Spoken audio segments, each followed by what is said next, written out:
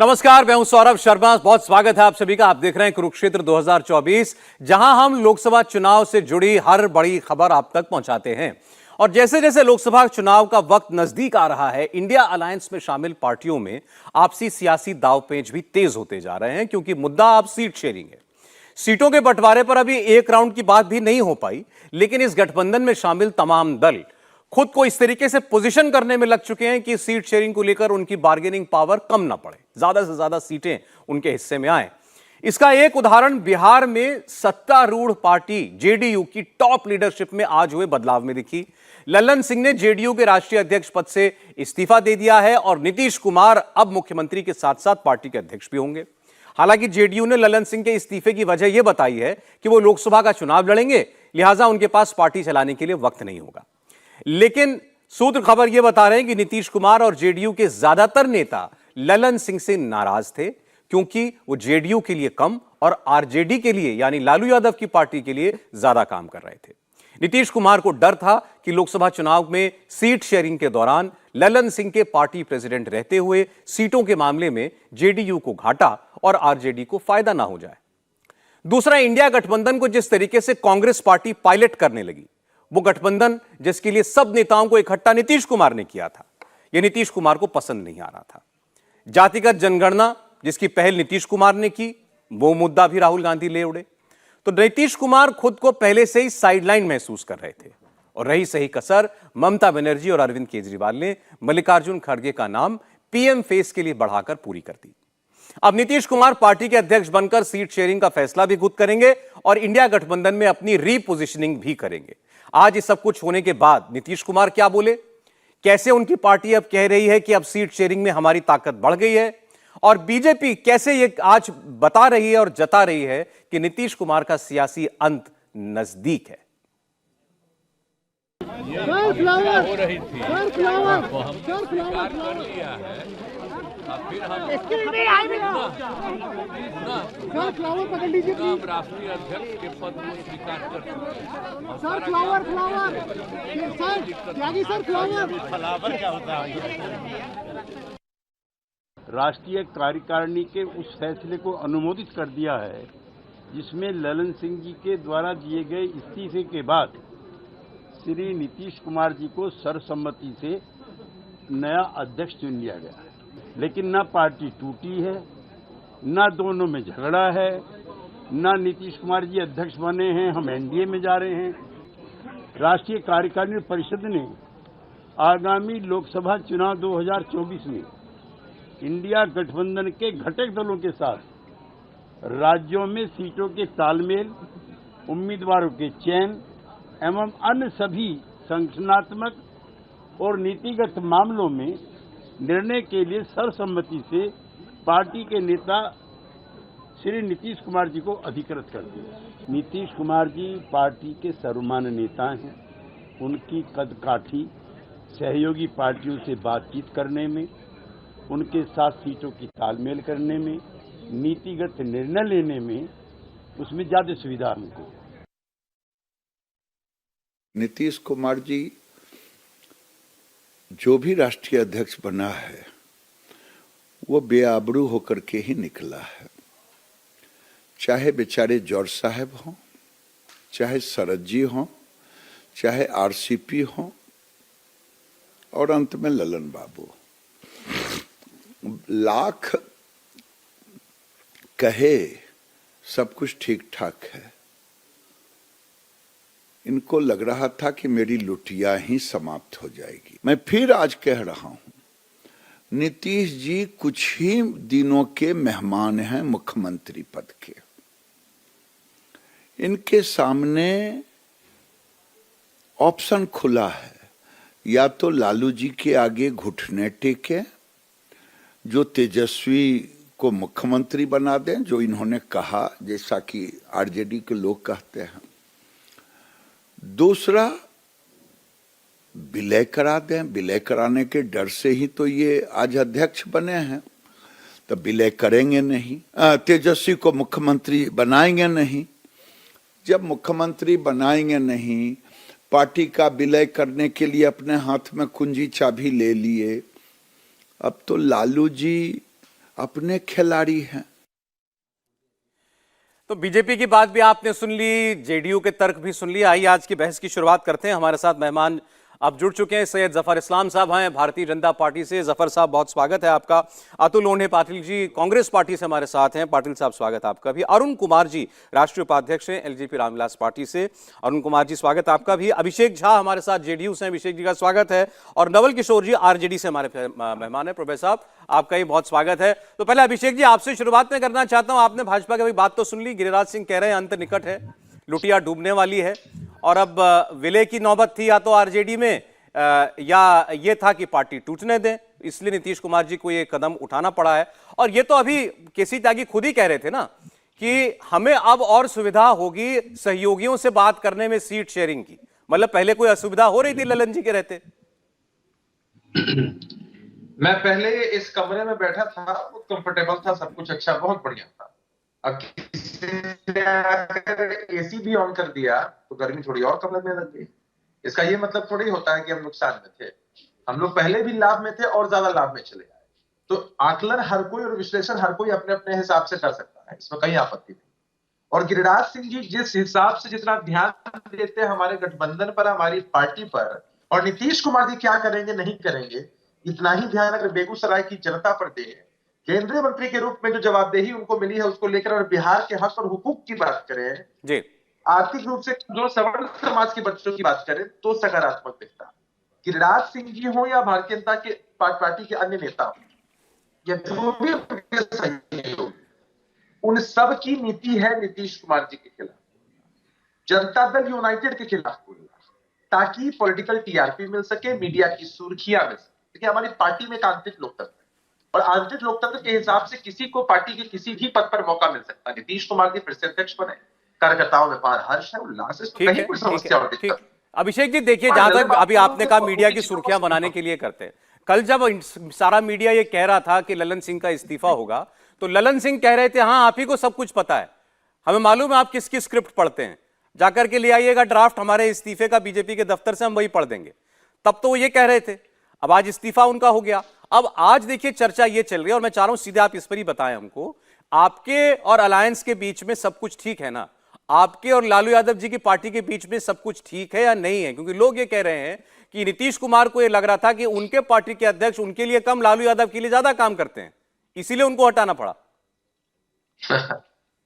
देखिए कुछ तो लोग कहेंगे सौरभ जी, और लोगों का काम है कहना, छोड़ो बेकार की बातों में, कहीं लूट न जाए चैना, ये स्थिति है। उनका चैन लूट रहा, हमारा चैन नहीं लूट रहा। ठीक है। और मैं एक लाइन में जवाब देता, हमारी पार्टी के अंदर, हमारे गठबंधन के अंदर और हमारे बिहार के अंदर कुछ भी गड़बड़ नहीं। और हम लोग जिस विचारधारा की राजनीति करते हैं वो सबके सामने है, और इसीलिए स्वीकार्यता है नीतीश कुमार जी के चेहरे की हमारी पार्टी। तो लोग अपने हिसाब से स्क्रिप्ट बना रहे हैं। अब कुछ स्क्रिप्ट नहीं मिला तो इनसे नजदीकी, अब क्यों द्वेष रहेगा? हमारा व्यक्तिगत और निजी द्वेष किसी के भी साथ नहीं रहा है। हम लोग जब किसी पार्टी के खिलाफ भी होते हैं तब भी हमारा वैचारिक मतभेद उनके साथ होता है। कतई ऐसा नहीं है कि हम उनके निजी दुश्मन हो चुके हैं। ये नीति किसी और पार्टी की हो सकती है, हमारी पार्टी की नहीं है। जो सब स्क्रिप्टेड है, फालतू है, बेबुनियाद है, बकवास। चलिए आप इस सबको स्क्रिप्टेड बता रहे हैं, आज इस्तीफा हुआ उसके बाद भी आप कह रहे हैं सब स्क्रिप्टेड है। मैं जफर साहब से पूछ लेता हूं, भाई ऐसा क्या है जो ये जानते हैं और कोई नहीं जानता? अब गिरिराज जी जो बात कर रहे हैं कि लुटिया डूबना तय है, अब दो ही विचार ऑप्शन है उनके पास, या तेजस्वी को मुख्यमंत्री बना दें, नहीं तो अपनी पार्टी का आरजेडी में विलय कर दें, लालू यादव छोड़ेंगे नहीं। जफर साहब देखिए सौरभ भाई, मैं अभी देख रहा था गौर से, जब अभिषेक जी बोल रहे थे तो या तो मैं मुस्कुरा रहा था या कांग्रेस के प्रवक्ता अतुल पाटिल लोंढे साहब मुस्कुरा रहे थे। अच्छा, लेकिन हम दोनों को ऐसा ही लग रहा था कि अभिषेक जी ऐसा है कि सच्चाई बोल नहीं पा रहे हैं, और जब झूठ बोल रहे हैं तो एक्सपोज होते जा रहे हैं। तो हकीकत यह है कि उनको भी पता है कि नैया जो डूबने वाली है, कमान जो है इन्होंने अपने हाथ पे लिया है, लेकिन उनके हाथ पे ताकत ही नहीं है। जब कैप्टन ही इतना कमजोर हो जाए कि उसी से लोगों को डरने लगने लगे। देखिए कैप्टन जब किसी चीज का भी, चाहे कहीं सिचुएशन, कोई भी सिचुएशन हो, कैप्टन पे बहुत भरोसा होना चाहिए उनके टीम को।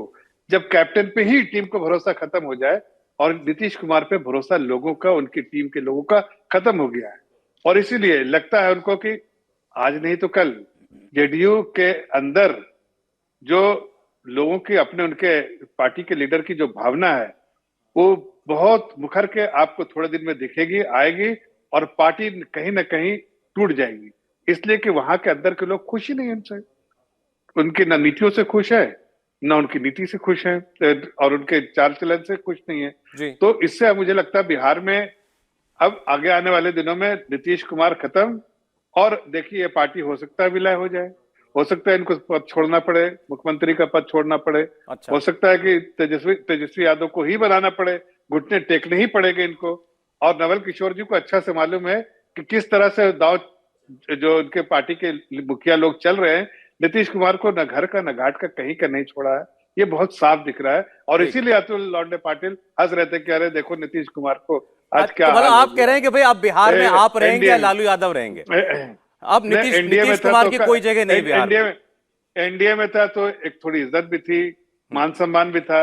अभी तो इनके जो पार्टनर है नवल किशोर जी के पार्टी के, वही उनको जीना हराम कर दिए, नाक पे दम करके रखा है जी। अब आगे आने वाले दिनों में देखिए नवल किशोर जी के पास चलते हैं। नवल किशोर जी मेरी आवाज सुन पा रहे हैं आप? थोड़े दिन के मेहमान है, थोड़े दिन के मेहमान है। अब देखिए आगे, आप कल तक बोल रहे थे ना ललन सिंह जी, ललन बाबू कह रहे थे कि नहीं कुछ नहीं है, आपने बताया कि स्क्रिप्ट कहीं और के पढ़ जाती है। अब ये किसकी स्क्रिप्ट पढ़ रहे थे? खुद अपने पार्टी के नवल। ठीक है सर, नवल किशोर जी से जरा जवाब ले लेते हैं। नवल जी मेरी आवाज मिल रही है आपको? आवाज आपकी कट के आ रही है। अच्छा, मैं उम्मीद करता हूं चलिए मेरा सवाल आप तक पहुंच जाए। देखिए आज जो जेडीयू में हुआ है, उनके अध्यक्ष पद ठीक है जी, अध्यक्ष का इस्तीफा, नीतीश जी खुद अध्यक्ष बन गए, सब कह रहे हैं उनको कमान अपने हाथ में लेनी पड़ गई क्योंकि लालू जी का दबाव इतना बढ़ता जा रहा था कि हटिए अब आप मुख्यमंत्री की कुर्सी से और तेजस्वी को मुख्यमंत्री बनाइए, तेजस्वी यादव जी को। और उसमें उनके अध्यक्ष जो थे वो आरजेडी के सामने झुके जा रहे थे, इसीलिए नीतीश जी को खुद बागडोर संभालनी पड़ी पार्टी की। देखिए नीतीश जी अध्यक्ष आज पहली बार नहीं बने हैं, उस दल के कई बार अध्यक्ष रहे हैं, उस दल के चेहरे हैं और देश के चर्चित चेहरे हैं, समाजवादी नेता हैं। और खबर आपकी सही है कि ललन सिंह ने अध्यक्ष पद छोड़ने की इच्छा जाहिर की है और नीतीश कुमार जी बने हैं। लेकिन खबरों के आसपास जो कहानी चल रही है पिछले एक सप्ताह से, उसके विषय में तो केसी त्यागी जी भी बोल चुके हैं कि ये हमारे पुराने मित्र के द्वारा चलाई गई प्रोपेगेंडा है। और सही बात क्या है कि बिहार में जो सरकार चल रही है, माननीय मुख्यमंत्री नीतीश कुमार और आदरणीय तेजस्वी यादव के नेतृत्व में नौकरियां मिल रही हैं। 5 लाख का आंकड़ा पार चुका है नौकरी देने में, नियुक्ति पत्र बंट रही है। वहां पे जो वहां पे पहले से नौकरी करें उनको राज्यकर्मी का दर्जा मिल रहा है। इससे परेशान कौन है? वही इस तरह का नाटक और नैरेटिव कर रहा है। अच्छा। गिरिराज सिंह अपने जीवन में, गिरिराज सिंह तो नफरत फैलाने के लिए और भ्रम फैलाने के लिए पोस्टर बॉय हैं भाजपा के, वो यही काम करते रहे हैं। जहां तक जो आप देखिए बिहार के 2 समाजवादी नेता एक साथ हैं और उसमें नजदीक में एक साथ मिलकर और बिहार के हित में काम कर रहे हैं। आप ये बताइए कि जो जातीय गणना हुई है और उसके आधार पे रिजर्वेशन 50 से 65% बढ़ा है, वो बिहार के हित में है कि नहीं? ठीक, वो देश के हित में है कि नहीं? जो जनगणना के आधार पे बिहार के, देखिए मैंने तो आपसे, देखिए नवल किशोर जी, मैंने तो सवाल आपसे ये किया था कि क्या लालू जी जल्द से जल्द तेजस्वी जी को मुख्यमंत्री देखना चाहते हैं? क्या नहीं चाहते आप भी कि वो भाई वहां वैकेंसी क्रिएट हो और तेजस्वी जी मुख्यमंत्री बने? आप ये बताइए सौरभ जी कि जब वहां पे सरकार चल रही है, मुख्यमंत्री नीतीश कुमार जी हैं, इतने सालों के अनुभव के, उसके साथ में तेजस्वी जी काम कर रहे हैं, जो कर रहे हैं उससे परेशान है भाजपा, इसलिए तरह तरह के प्रोपेगेंडा कर रहे हैं। नेता तेजस्वी जी बोल चुके हैं कि मुझे जल्दी मुख्यमंत्री नहीं बनना है, समय से होगा। नीतीश कुमार जी बोल चुके हैं कि न मैं पीएम कैंडिडेट हूं न संयोजक बनना चाहता हूं। उसके बावजूद बार बार ये कार्यक्रम करते रहती है, इंडिया गठबंधन के खिलाफ में ये बात कहते रही है। अच्छा चलिए ठीक है। अब आपने गिरिराज सिंह जी की बात सुनी, आपने कहा वो तो नफरत फैलाने के पोस्टर बॉय हैं, चलिए वो आपको पसंद नहीं। मैं अरुण जी से पूछ लेता हूं, उसके बाद फिर मैं जाऊंगा पाटिल साहब के पास। अरुण जी, एक सेकंड, अरुण जी के पास में जाना चाहता हूं। सवाल एक उठा दीजिए कि भाई ये क्या कह रहे हैं? ये इन्होंने कहा है कि नीतीश कुमार जी कह रहे हैं कि ना पीएम के पद का मैं इच्छुक हूं, और जाहिर है सीएम पद के लिए तो अब खत्म ही हो रहे हैं। तो वही मैंने कहा, ना घर का और ना घाट का। दरवाजे एनडीए के भी बंद और वहां से भी खदेड़ा जा रहा है। अच्छा, कहां चलिए, जाएंगे नीतीश कुमार, ये जरा बताइए ना। एक बार पहले जरा अरुण जी की राय तो मैं पूछ लूं। अरुण जी, आपके अनुभव से, और आप सभी वरिष्ठ नेता हैं, आप इन सब के साथ रहे, सबकी राजनीति आपने देखी है, नीतीश कुमार जी को आज ये फैसला क्यों करना पड़ा? कोई असुरक्षा है बिहार की सरकार में रहते हुए उनको? अपनी पार्टी को लेकर के कोई डर है? इंडिया गठबंधन को लेकर के कोई असुरक्षा की भावना है?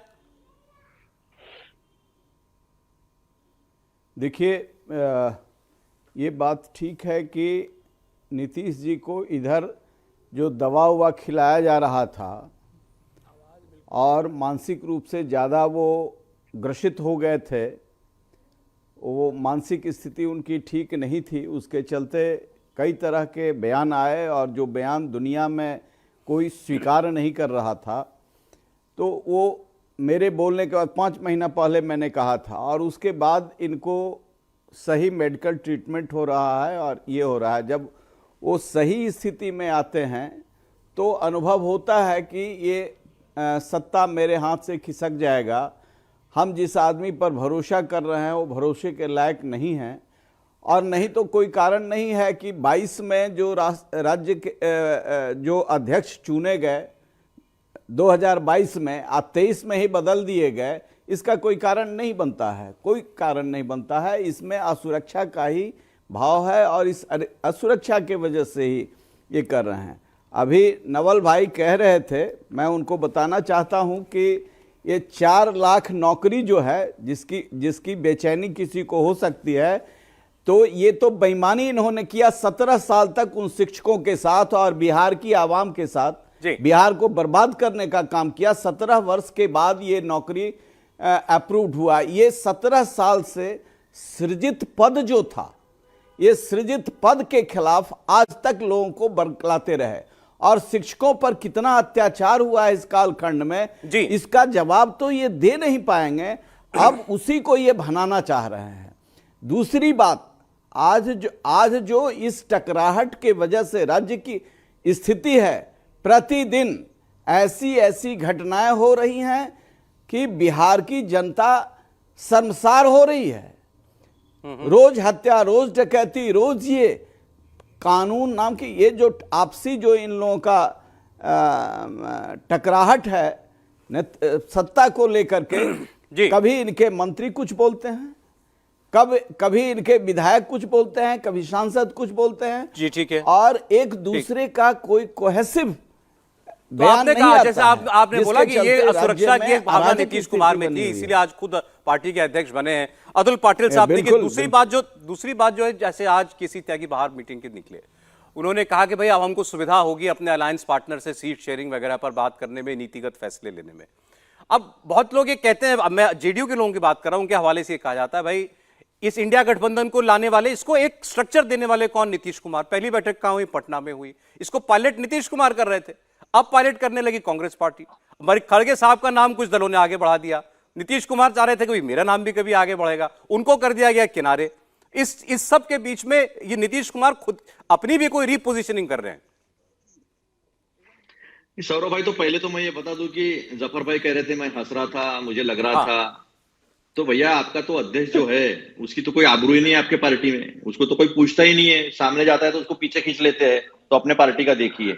और जहां तक इज्जत की बात है एनडीए में, तो फिर अकाली दल क्यों बाहर निकला, शिवसेना क्यों बाहर निकली, एआईएडीएमके क्यों बाहर निकले? 2-4 छुटपुट लोग हैं जिनके पास, उसमें से तो 25 आपके गठबंधन के सांसद नहीं है, 7-8 ऐसे सहयोगी है जिसके पास 1 और 2 सांसद है, बाकी सब दिखाने के लिए आपने एनडीए खड़ा किया है। तो किसको कितनी इज्जत दी है ये पूरे देश ने देखा है। अब जेडीयू के वक्ता प्रवक्ता सब जो है आकर उन्होंने अपनी पोजीशन क्लियर की है।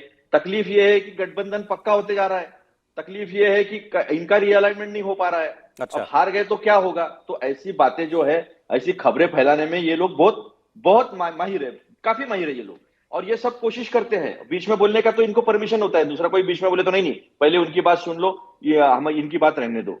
तो एक बात तय है कि गठबंधन में चर्चाएं बहुत अच्छे से चल रही है, 31 तारीख तक करीब करीब जो है बंटवारा हो जाएगा और ये जो है 64% के खिलाफ 35-36% जो है इसकी लड़ाई में भाजपा हार रही है। अभी एलजेपी वाले हमारे अरुण भाई कह रहे थे कि 17 साल से उनको तकलीफ है। क्यों भाई, आप ही तो सत्ता में थे। आप बात कर रहे हैं लॉ एंड ऑर्डर की। राजस्थान में सत्ता जाते से ही पहला मर्डर हो गया, दो बालिकाओं पे बलात्कार हो गया, एक साधु का खून हो गया। यूपी की कितने खबरें मैं बताऊं, उसकी चर्चा नहीं होती है ना। चर्चा दूसरे राज्य में कुछ हुआ तो होती है। 58,000 बलात्कार मध्य प्रदेश में हुई थी, कभी चर्चा हुई 5 साल में? लाडली बहना बंद कर दी, चिरंजीवी बंद कर दी, ओपीएस बंद कर दिया, सारी योजनाएं बंद कर दी है। तो ये सारी चीजों की चर्चा नहीं होती है। एक अगर घटना कुछ हो जाए तो उसकी चर्चा होती है। आपकी भी तो झोपड़ी जला दी बीजेपी ने, कौन सा एनडीए में आपको सम्मान है? और आप जो आरोप करते हो एलजेपी के जितने भी नेता है, आप तो सभी के साथ सत्ता में रहे हो, आपको तो आरोप करने का अधिकार ही नहीं है जी। सबसे ज्यादा अगर सत्तासीन कोई पार्टी है इस देश में तो वो एलजेपी है। और ये कहा भी जाता था, स्वर्गीय पासवान जी अभी बोलना नहीं चाहिए, लेकिन उनको मौसम वैज्ञानिक कहा जाता था, राजनीतिक मौसम वैज्ञानिक। तो वो ये सभी पार्टी में रहे हैं। अरे भी आप सीट की बात कर रहे थे, आपने कहा 30-35 सीट आप लोग जीतेंगे। अभी ये 39 सीटें जीते हुए 40 में से, तो बिहार में सब ठीक रहेगा और ये लोग आप 30-35 सीट निकालेंगे आप। देखिए, सत्यपाल मलिक जी ने जो भांडा फोड़ा है ना, तो कोई दूसरा मौका बचा नहीं है इनके लिए, कोई मौका बचा नहीं है। क्या भांडा? सत्यपाल मलिक जी ने जो बालाकोट का भांडा फोड़ा है इनका, और जो सच जनता के सामने, देश के सामने रखा है, इसके बाद जनता जान गई है कि ये किस हद तक जा सकते हैं। जो सेना के शहादत पे खुद की गलती की वजह से हुआ है या जानबूझकर उसका वोट मिल गया था इनको, मतलब भाषा में 19 में वो वोट मिल गया था इनको। आप ये कह रहे हैं कि बालाकोट का वोट मिल गया। शहादत सैनिकों के शहादत पे, सिपाहियों के शहादत पे वोट मांगने वाले इकलौते प्रधानमंत्री है 70 साल। चलिए अच्छा ठीक है, क्या बात कर रहे हैं? एक बार जरा मैं जवाब ले लेता हूं इनका। ये बात पहली बार तो कही नहीं गई, तो अक्सर कही जाती है विपक्ष के तरीके से। भाई 19 का वोट तो बालाकोट का वोट था, और वो जो 40 में से 39 सीटें थी बिहार की, वो भी उसी वजह से आ गई थी। जफर इस्लाम जी, देखिए, मैंने तो सिंपल सी बात कही थी कि वो हंस रहे थे, और जब खुद का मौका आया तो रोने लगे। अरे भाई, अपने समय में हंस के बात कर लेते अपने समय भी हंस लेते। अभी हंस रहे, फिर से हंस। अच्छा सुन लीजिए, अब काम की बात है। अच्छा, अरे पहले जवाब दे रहा हूँ, जवाब ही तो दे रहा हूँ। अभी जवाब दे रहा हूँ। देखिए, ये सब सपने जो, अरे एक मिनट सुन लो पाटिल साहब जरा पहले जरा बिहार की बात कर लें सर। बिहार की बात कर रहे हैं ना, इन्होंने कहा 35 सीट कम से कम जीतेंगे। आपकी बेचैनी बढ़ गई। सुनिए, देखिए, मैं तो इतना कह रहा हूँ कि बिहार हो चाहे कोई भी प्रदेश हो, जनता का जो विश्वास है और जनता का जो एक दिमाग बना हुआ है, माइंड मेकअप है कि हमें किस पार्टी को वोट देना है, किसके नेतृत्व में देश को आगे बढ़ना है जी, वो उसमें बिल्कुल जनता के जहन में कोई कंफ्यूजन नहीं है कि देश ये कह रहे 64-60। अरे भाई, जिस 64 की बात कर रहे हैं, जैसी आप अपना जो घमंडिया गठबंधन बनाया, उसी दिन मैं आपको ये बताना चाहूँ पाटिल साहब कि उसी दिन ये 36 जो है ना, आप 63% वोट हो गया सीधे। आप एक मिनट बीच मत बोलिए। 63% वोट हो गया उसी दिन, और आपको बता रहा हूँ 2/3 मतलब समझते नहीं इस देश की जनता। अरे अहंकारी नहीं, ये हकीकत। अरे एक मिनट सुनिए, ये जनता ने जनता अरे भाई, जनता ने मन बनाया है। अब नीतीश कुमार जिसको अपनी पार्टी, अरे एक मिनट सुन ली, बीच में बोलिए, फिर आप बोल लीजिएगा, मेरी बात खत्म। अच्छा एक मिनट सर, कंप्लीट कीजिए, मुझे ब्रेक लेना पड़ेगा।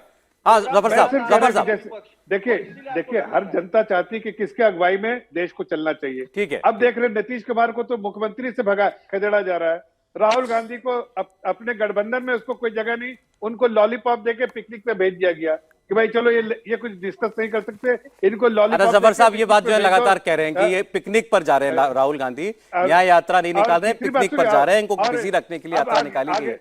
अरे सर, मुझे एक ब्रेक के लिए रुकना पड़ेगा, समय हो गया है। मैं अभी हमने चूंकि बिहार पर बात की, तो मैं शुक्रिया करना चाहता हूं हमारे बिहार के मेहमानों को, अरुण कुमार जी का, अभिषेक जी का और नवल किशोर जी का। जब हम लौटेंगे तो नए मेहमान हमारे साथ जुड़ेंगे, और जैसे अलायंस को लेकर के चर्चा बिहार के अंदर चल रही, सब कुछ ठीक है कि नहीं है, ऐसे ही पश्चिम बंगाल के अंदर ममता बनर्जी कह रही हैं कि यहां तो सब मिले हुए हैं, कांग्रेस, सीपीएम, भाजपा। सीपीएम कह रही है हमारा अलायंस हो ही नहीं सकता है कांग्रेस के साथ, बंगाल में हमारा अलायंस ममता के साथ नहीं हो सकता है। महाराष्ट्र के अंदर संजय राउत कांग्रेस पार्टी के नेताओं को कह रहे हैं कि ये तो गली गांव वाले नेता हैं, इनकी बातों पर क्या रिएक्ट करना है, इनकी बातों पर क्या बोलना। और कांग्रेस पार्टी उद्धव ठाकरे की पार्टी को बिखरी हुई पार्टी बता रही है कि इनका तो वोट कितना है ये तय नहीं है। बात करेंगे, आपको बयान भी सुनवाएंगे। लौटते हैं एक छोटे से ब्रेक के बाद।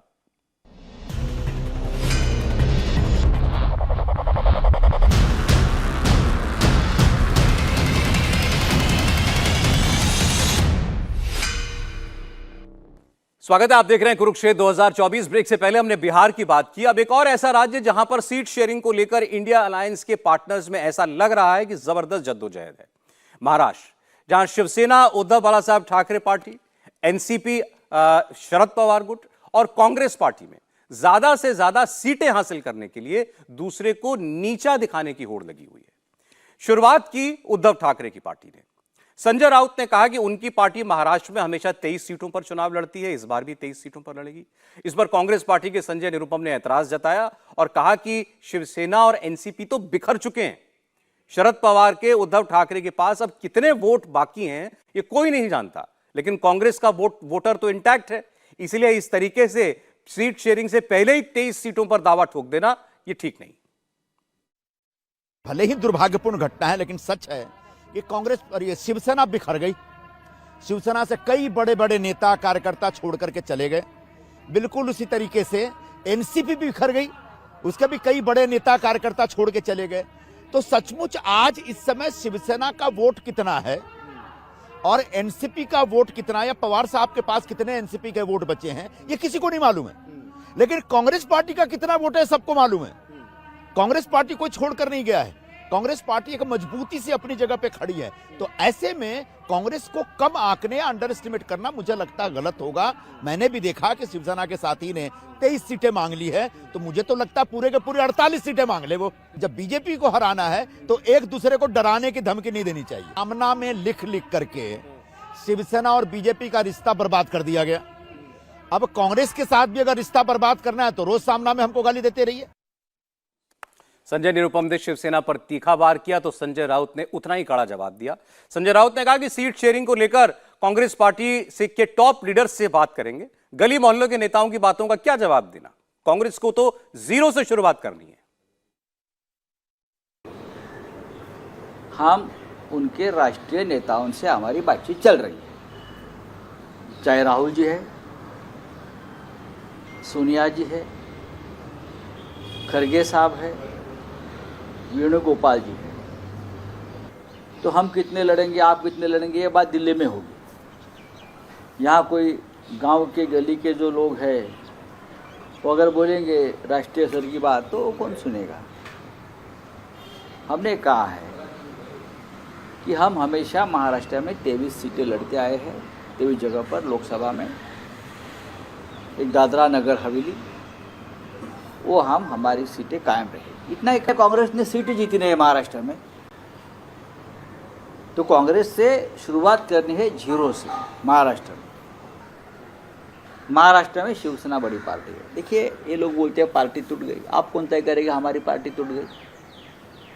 मैंने कल कहा आपकी पार्टी नहीं टूटी थी ना, राजस्थान, मध्य प्रदेश, छत्तीसगढ़ में, फिर भी कांग्रेस हार गई ना। हमारी पार्टी टूटी थी, फिर भी हमने अंधेरी की एक बाई इलेक्शन जीत लिया ना जोर से। हमारे पार्टी के मदद से हम पुणे की कस्बा की सीट अब जीत गए ना। संजय राउत कांग्रेस को जवाब दे रहे थे, लेकिन मामला यही नहीं रुका। उन्होंने कहा कि हम कांग्रेस के दिल्ली में बैठे बड़े नेताओं से बात करेंगे, और इन नेताओं ने आज महाराष्ट्र कांग्रेस के नेताओं को बातचीत के लिए बुलाया भी था। नाना पटोले, अशोक चव्हाण समेत महाराष्ट्र के बड़े कांग्रेस के लीडर्स मीटिंग में आए, और मीटिंग के बाद नाना पटोले ने शिवसेना की 23 सीटों की दावेदारी का मजाक उड़ा दिया। उन्होंने कहा संजय राउत की बातों का क्या जवाब देना। कांग्रेस पार्टी ने और हमने स्टेट में यही कहा था कि मेरिट के आधार पर बीजेपी को सत्ता के बाहर करना, यही हमारा दायित्व है, और मेरिट के आधार पर सीट शेयरिंग हो। तो मुझे लगता है कि हमारे अलायंस भी उस बात को एक्सेप्ट करेंगी, और ये जगह किसको कम मिल रही है, किसको ज्यादा, इस पे चर्चा नहीं होगी, मेरिट के आधार पर डिस्कशन होगा। शिवसेना की बात पे क्या कहेंगे सर, जिस तरीके से संजय राउत कह रहे हैं कि 23 सीटों पे शिवसेना लड़ेगी। अरे भाई, संजय राउत साहब है, उनके बारे में हम लोग यहाँ डिस्कशन क्या कर सकते। फिर लौटते हैं आज की चर्चा पर। जफर इस्लाम जी बीजेपी से हमारे साथ हैं, अतुल ओने पाटिल साहब कांग्रेस पार्टी से, ब्रिजमोहन श्रीवास्तव जी हमारे साथ हैं एनसीपी से, और आनंद दुबे जी शिवसेना उद्धव बाला साहब ठाकरे पार्टी से हमारे मेहमान हैं। आनंद जी का स्वागत है, बृजमोहन जी का स्वागत है। आनंद जी, अब आपने पटोले साहब का जवाब भी सुन लिया। वो कह रहे हैं कि भाई शिवसेना तो बिखर चुकी है, कितना वोट है यही नहीं मालूम है। दावा आपका 23 सीट पर है। ऐसा नहीं कहा पटोले जी ने। सर आप निकालिएगा, उन्होंने कहा बिखरी हुई पार्टी है।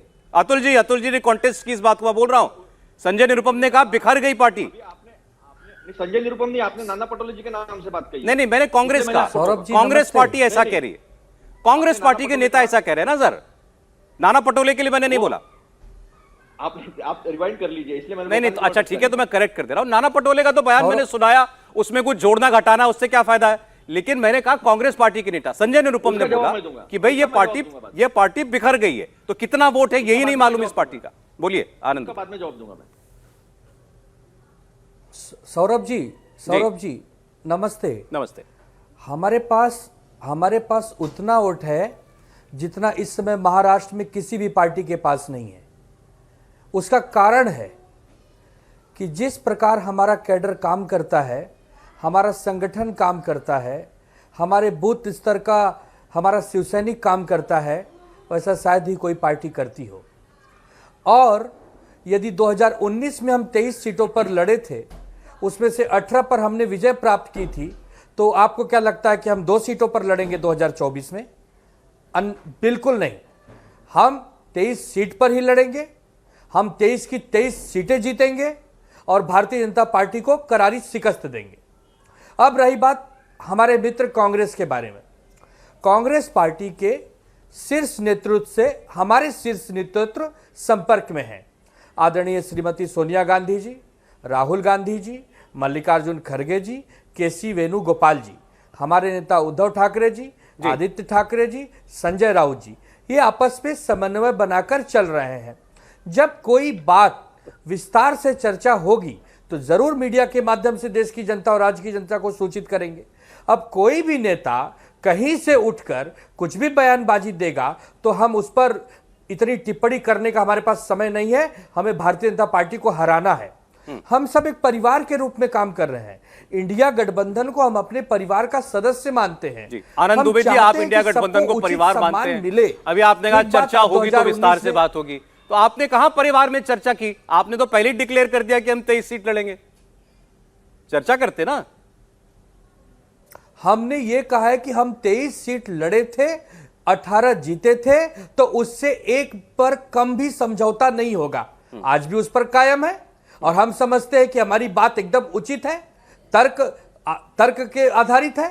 भाई ये तर्क पर कैसे आधारित है? आपकी पार्टी में टूट हुई, जितने सांसद जीत करके आए थे उसमें से सबसे ज्यादातर तो उधर चले गए एक नाथ शिंदे जी के साथ, और आप कह रहे हैं आधी सीट हम लड़ेंगे, बाकी आधी कांग्रेस और शरद पवार जी।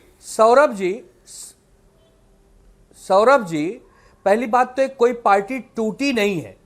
हमारी पार्टी वहीं खड़ी, कुछ लोग उसमें से निकलकर बागी हुए हैं और महाशक्ति के आशीर्वाद से उन्होंने अपना एक गठ बना लिया है और वो सब के सब अयोग्य हो जाएंगे।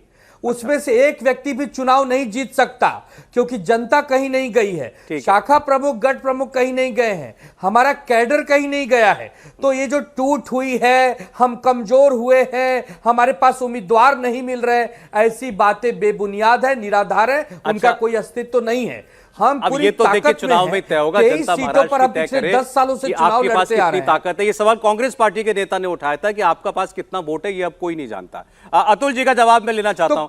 जवाब आया कांग्रेस पार्टी के शीर्ष नेतृत्व को हम जवाब देंगे ना। अच्छा, किसी भी गली मोहल्ले के नेता को जवाब नहीं दे सकते। अब फिर आप गली मोहल्ले का नेता उनको बता रहे हैं, गली गांव का नेता बता रहे हैं। और संजय राउत जी ने भी कह दिया 23 सीट लड़ेंगे, कांग्रेस को तो 0 से शुरू करना है। एक शीर्ष नेतृत्व जवाब जो आया, शीर्ष नेतृत्व आके बात करेगा तब बात होगी। अच्छा ठीक, अतुल जी राष्ट्रीय प्रवक्ता, मैं इनसे पूछ रहा हूं, वो तो किसी आधिकारिक भूमिका में बैठे हैं ना यहाँ पर। आप संजय राउत जी ने कहा, और वो भी एक आधिकारिक व्यक्ति है, कि 0 सीट से शुरुआत करनी है कांग्रेस पार्टी को। ऐसा है कि वो संजय निरुपम जी पहले सामना के संपादक थे, हिंदी सामना के, पहले शिवसेना में थे, 20-22 साल हो गए वो कांग्रेस में आए। तो पुरानी मोहब्बत है संजय राउत जी की और संजय निरुपम जी की। तो वो बोल गए तो ठीक है, वो हमारा लोकतांत्रिक गठबंधन है, बोल सकते हैं। यहाँ तो ऐसा नहीं है कि बोलोगे तो फिर ईडी, सीबीआई, इनकम टैक्स आ जाएगी। उन्होंने बोल दिया। लेकिन जो नाना पटोले जी ने कहा, यही बात संजय राउत जी ने भी पहले कही है कि हम मेरिट पर इसका आकलन कर रहे हैं। 3 सर्वे होंगे और मेरिट पर आकलन होगा कि कौन कहां से जीत चाहता है। ये बात शिवसेना और कांग्रेस और एनसीपी शरद पवार जी की नहीं है, ये बात देश की है, ये बात देश के लोकतंत्र की है, ये बात देश के संविधान की, जो डॉक्टर बाबा साहब अम्बेडकर ने दिया है, उसे बचाने की बात है। आपने देखा होगा इलेक्शन कमीशन ऑफ इंडिया का कैसा चुनाव, जो नियुक्ति समिति है उसके कैसे हाल कर दिए इन लोगों ने। अब तो वो इलेक्शन कमीशन ऑफ इंडिया नहीं हुआ है, अब तो इलेक्शन कमीशन ऑफ बीजेपी हो गया है। तो इन सारे तत्वों के खिलाफ हम लड़ रहे हैं। थोड़ा बहुत हमारे यहाँ जब अभी गठबंधन है, थोड़ी बहुत बातें उधर से इधर से वो होती रहेगी, लेकिन आधिकारिक तौर पर सर्वे, आधिकारिक तौर पर बात हो रही है, महाराष्ट्र में भी बात हो रही है, और आलाकमान जो है वो अंतिम निर्णय कांग्रेस में करती है, आपको पता है। और वो कोई एक आलाकमान नहीं है, हमारी सीईसी होती है, हमारी सीडब्ल्यूसी है, सारा। पाटिल साहब ठीक है, आपने हम सर्वे करेंगे, बाद में सीनियर लोग तय करेंगे, लेकिन 48 में से एक मुद्दा तय है, जो जहां जीत सकता है वो वहां लड़ेगा। विनेबिलिटी जो है, मैं कह रहा हूं आपके सामने अभी इसी प्रोग्राम में आनंद दुबे जी ने, आधिकारिक प्रवक्ता शिवसेना उद्धव बाला साहब ठाकरे, इन्होंने 2 बार रिपीट किया कि हम 23 ही लड़ेंगे। तो अब मुमकिन है क्या 48 में से आज इनकी पार्टी 23 लड़ जाए? ऐसा है कि अभी वो कह रहे हैं, चर्चा चल रही है, मैं टीवी पर और मीडिया पर क्या चर्चाएं चल रही है उसकी तो चर्चा नहीं हो सकती ना। आप मुझे बताइए, जफर साहब से मैं सवाल पूछता हूं, कल्याण से कौन लड़ेगा, भाड़ा से कौन लड़ेगा, सवाल टाल गया भाई, ये तो आपके सामने कह रहे हैं। नहीं, मैं तो आपको पूछ रहा हूं, ये चर्चा नहीं होती। अजीत पवार ने कहा 288 सीट में से 90 सीट हम लड़ेंगे। अजीत पवार जी ने कहा कि 11 सीट हम लड़ेंगे, रायगढ़ से हम लड़ेंगे। अजीत पवार जी ने कहा पुनः हम लड़ेंगे। ये इसकी चर्चा कभी नहीं करते आप। और अब जब बात जब एक मिनट श्रीवास्तव जी, 1 मिनट, ये चर्चा आप नहीं कराते जी, ये करते कि इंडिया गठबंधन में ये चर्चाएं चल रही है, लेकिन उससे ज्यादा घमासान जो है वहां चल रहा है। वहां तो ये भी चल रहा है कि अजीत पवार गुट को भी तोड़ा जाएगा, शिंदे गुट को भी तोड़ा जाएगा, और लड़ना है तो कमल पे लड़ो, भाजपा पे लड़ो। इसकी चर्चा आप नहीं कराते। पूछिए सवाल जफर भाई से, क्यों ऐसी बातें चल रही है, क्यों, क्या अजीत पवार जी के इस पे क्या जवाब है उनका, पूछिए उनको एक बार। सब नेता आपके बोले, आप मेरे पे क्यों नाराज हो रहे हैं? आपका नेता और इनका शिवसेना का नेता लड़े, आप गरम उर्च पर हो रहे हैं खामखा में। वो आपके सामने कह रहे हैं हम 23 ही लड़े थे, 23 ही लड़ेंगे। मैं समझ रहा हूं कि आप तो गठबंधन का धर्म निभाना चाहते हैं, इसलिए आप वैसे लहजे में जवाब नहीं दे रहे, लेकिन सामने उसी टोन में बात की जा रही है। अतुल जी, मैं आपकी बात समझ रहा हूं। एक मिनट सर, जफर साहब और ब्रिजमोहन जी चर्चा में ले आओ, मैं समय कम रह गया जी। एक मिनट पहले जफर साहब, उन्होंने कहा आपके यहाँ कौन सा सब ठीक चल रहा है जो हम पे उंगली उठा रहे हैं? देखिए, अभी आनंद दुबे जी को सुना, प्रवक्ता है, अतुल लोंडे पाटिल साहब को सुना, वो भी प्रवक्ता है। मैं अपनी पार्टी की पोजीशन रख रहे हैं, पोजीशन बिल्कुल साफ है।